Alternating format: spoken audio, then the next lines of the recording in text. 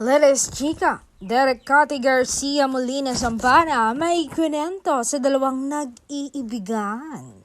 Ayon sa direktor, alam nyo, nung unang araw lang namin, kahapon, busog na kami, hindi lang sa pagkain kundi sa kilig. Dahil ang dalawa, naku, sobrang sweet talaga. Pag walang camera, kung ang nakikita natin on cam ay mas triple pag off-cam. Ibang-iba ang Don Bell pag off-cam. In love talaga sila. Sabi ko nga, nung nasaksihan kong ganun sila, ay, totoo nga ang nababalitaan ko na totohanan na talaga ang mayroon sila.